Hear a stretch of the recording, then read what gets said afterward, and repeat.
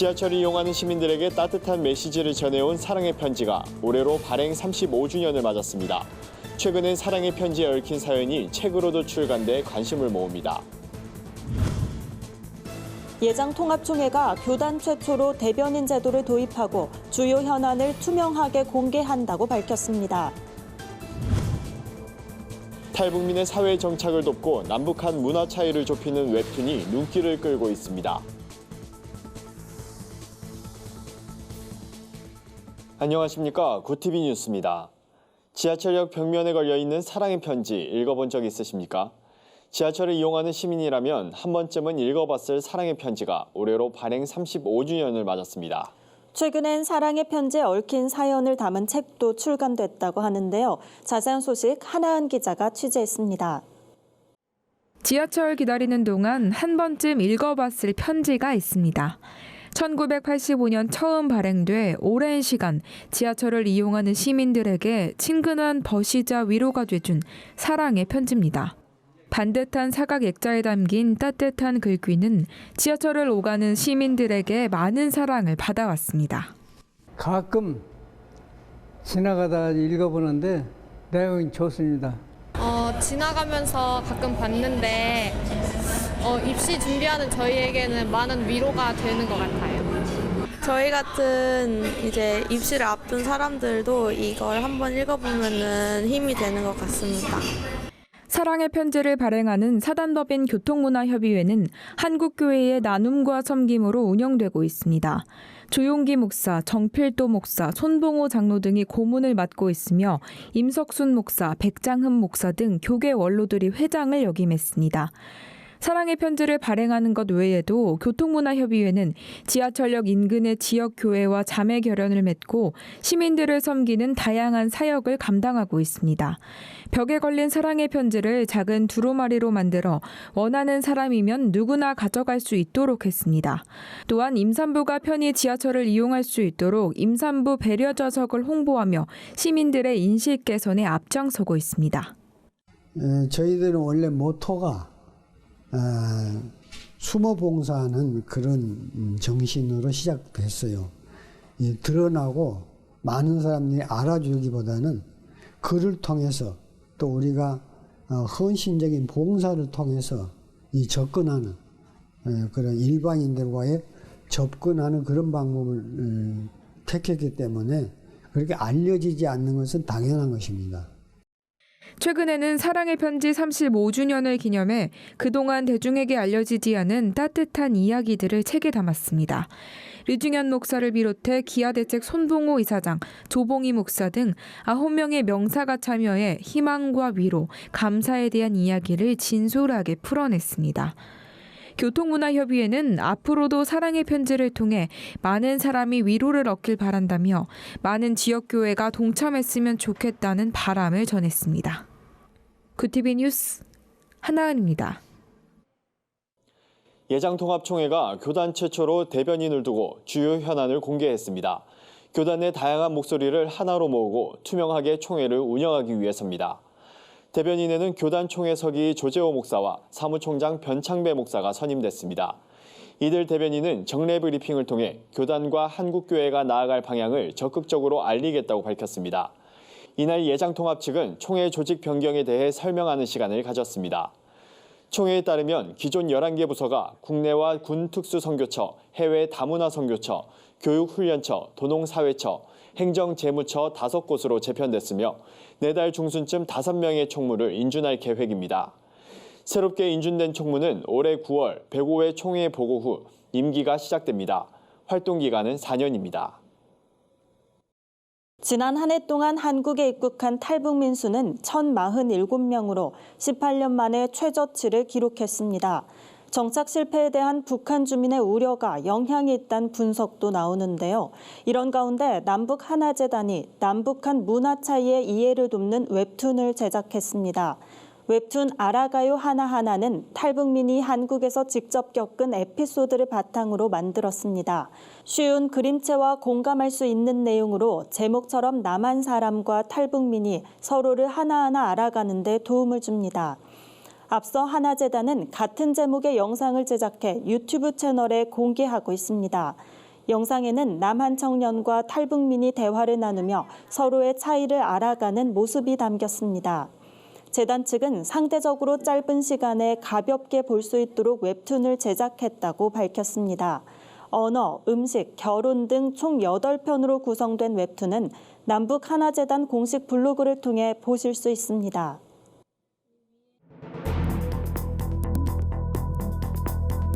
세계 곳곳의 주요 소식을 살펴보는 시간입니다. 신종 코로나 바이러스 감염증이 갈수록 확산되는 가운데 중국 베이징에선 초중고 수업을 온라인으로 대체하기로 했습니다. 예정된 개학일인 17일부터 진행한다고 하는데요. 자세한 소식 박지연 기자가 전해드립니다. 중국에서 신종 코로나 바이러스 감염증의 확산세가 꺾이지 않는 가운데 베이징 당국은 초중고 수업을 온라인으로 대체하기로 했습니다. 현지 언론에 따르면 베이징 교육당국은 신종 코로나의 확산과 학생들의 건강 안전을 위해 17일로 예정된 개학 이후의 수업을 온라인 방식으로 진행한다고 각급 학교에 통보했다고 밝혔습니다. 베이징 내 초중고 교생은 약 100만 명으로 모든 학생은 온라인 강의 커리큘럼에 따라 학기를 시작할 예정입니다. 유럽 우주국의 태양궤도선 솔로가 10일 낮 발사됩니다. 우리 돈으로 약 2조 2천억 원 가까이 투입된 솔로는 지난해 말 유럽에서 제작한 뒤 미국 플로리다주 케이프 커네버럴 발사장으로 옮겨져 발사를 위한 최종 점검을 받았습니다. 오는 7일에는 발사체인 아틀라스 V 로켓에 장착되며 현지 시간으로 10일 오후 1시 3분에 발사될 예정입니다. 솔로는 총 7년 동안 태양을 돌며 흑점 활동과 주기를 이행하는 등 관측 임무를 수행하게 됩니다. 미국 백악관이 중국 통신장비 업체 화웨이의 독점을 저지하기 위해 자국 기업들과 독자적인 5G 기술 개발을 추진하고 있다고 밝혔습니다. 현지 언론에 따르면 백악관이 5G 네트워크를 위한 첨단 소프트웨어를 개발하기 위해 미국 기술 기업들과 협력하고 있다고 설명했습니다. 이를 통해 글로벌 시장에서 5G 기술의 강자로 부상한 화웨이의 영향력을 줄일 수 있다는 겁니다. 국가경제위원회 레리 커둘로 위원장은 기본적으로 미 기업들이 미국의 5G 설계와 인프라를 모두 수행하는 것이 큰 개념이라고 말했습니다. 태국 방콕이 연일 계속되는 고농도 대기오염에 대한 대책으로 건설 현장에 대한 한시적 작업 중단 명령을 내렸습니다. 방콕 포스트에 따르면 대기오염 악화에 따른 긴급 조치로 방콕 시내 모든 건설 현장 작업이 6일까지 중단됐습니다. 방콕시 대변인은 이번 조처는 방콕 50개 지역 중 33곳의 초미세먼지 농도가 위험 수준을 넘어선 데 따라 내려졌다며 건설 현장 작업 일시 중단은 대기 개선에 분명히 도움이 될 것이라고 밝혔습니다. 일본 올림픽위원회가 2030년 동계올림픽 유치 후보지를 삿포로시로 결정했습니다. 교도통신에 따르면 일본 올림픽위원회는 국제올림픽위원회와 협의해 2030년 삿포로 동계올림픽 유치계획 마련을 서두를 방침입니다. 동계올림픽 개최지는 이르면 내년에 결정됩니다. 한편 삿포로는 당초 2026년 동계올림픽 유치에 나섰지만 2018년 홋카이도 지진의 여파로 계획이 변경돼 2030년 동계올림픽 유치에 나섰습니다. 구티비 뉴스 박재현입니다. 오늘의 사회 이슈를 진은희 기자가 종합해 드립니다. 오늘의 이슈 포커스입니다. 질병관리본부는 신종 코로나 바이러스 감염증 환자로부터 바이러스를 분리하는 데 성공했다고 밝혔습니다. 환자 호흡기 검체를 세포에 접종해 배양한 결과 신종 코로나 바이러스의 증식을 확인했고 바이러스 유전자 염기 서열을 분석해 신종 코로나 바이러스 분리를 입증했다고 질본 측은 설명했습니다. 질본은 이번 성공으로 백신과 치료제 개발이 가능할 것으로 보고 유전 정보를 공개하는 한편 과학계와도 협력할 계획입니다. 북한이 지능형 손전화기로 불리는 스마트폰에 애플 시리와 같은 음성인식 비서 기술을 탑재했습니다. 북한의 대외 선전 매체인 조선의 오늘이 공개한 최신형 스마트폰 진달래 7에는 인공지능과 증강현실 기술이 적용된 것으로 알려졌습니다. 진달래 7을 개발한 만경대 정보기술사 측은 지문인식, 음성인식, 얼굴식별, 문자인식 등 식별에서 높은 정확도를 보장한다고 주장했습니다. 한국인의 행복 수준이 30년 전에도 경제협력개발기구 하위권에 머물렀다는 연구 결과가 나왔습니다. 행복지수를 활용한 한국인의 행복 연구에 따르면 소득 수준은 높아졌지만 소득 격차는 벌어졌고 건강이 좋아졌지만 안전에 관한 행복도는 크게 낮아졌습니다. 한국을 비롯해 칠레, 멕시코, 폴란드 등 행복 수준이 하위권인 나라의 경우 소득 수준이나 일자리만이 아니라 성차별과 같은 사회적인 격차도 행복에 유의미한 영향을 주는 것으로 조사됐습니다. 무색 폐 페트병 별도 분리배출 시범 사업이 이달부터 서울과 부산, 천안, 김해, 제주 등 6개 지방자치단체에서 시행됐습니다. 투명 페트병은 일반 플라스틱과 별도로 배출해 고품질 재생원료로 재활용할 수 있습니다. 무색 투명 페트병은 의료용 섬유 등 고품질 재생원료로 재활용될 수 있기 때문입니다.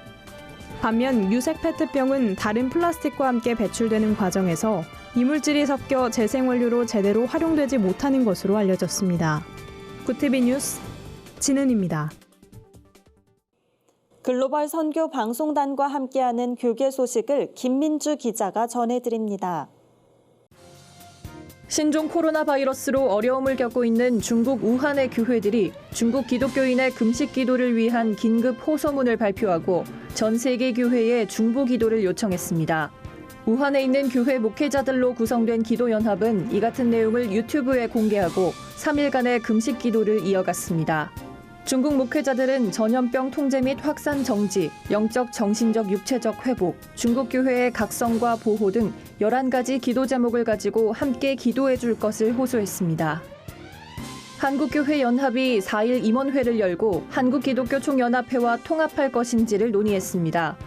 한교연 임원들은 통합 찬성과 반대, 더 고민해야 한다는 의견으로 갈라졌지만 결국 대표회장 권태진 목사에게 전권을 위임하기로 했습니다. 권태진 목사는 통합추진위원회 등과 긴밀한 협력하에 결정을 내리겠다고 말했습니다. 기독교 최대 축제 중 하나인 부활절을 기념하기 위한 대규모 퍼레이드가 오는 4월 12일 서울 도심 일대에서 진행됩니다. 행사를 주관하는 한국교회 총연합에 따르면 이번 행사는 한국교회와 시민사회가 연합하는 축제의 장으로 마련됩니다. 조직위원장 소강성 목사는 기독교가 진영 논리에서 벗어나 부활절을 기회로 대화합을 이루고 생명사랑 운동으로까지 확장하는 뜻깊은 행사가 되길 기대한다고 밝혔습니다. 기독교 대한감리회 선교국이 교회 개척과 성장을 돕기 위한 정책 자료집 개척 레시피를 발간했습니다. 자료집에는 자립에 성공한 10개 미자립 교회의 사례와 함께 자립에 필요한 여러 가지 노하우가 담겼습니다. 기감은 교단사나 2,800여 개 교회가 재정 자립을 하지 못하고 있는 것으로 파악하고 준비된 개척을 돕고자 미자립 교회 정책을 만들고 있습니다. 기감 선교국은 자료집을 만들면서 지역사회와 호흡하는 사역이 중요하다는 걸 발견했다며 목회 정보 공유로 자립교회 전환을 돕겠다고 밝혔습니다. 구티비 뉴스 김민주입니다. 이상으로 뉴스를 마칩니다. 구티비 뉴스는 인터넷 신문 데일리 굿뉴스를 통해서도 보실 수 있습니다. 오늘도 함께해 주신 여러분 고맙습니다.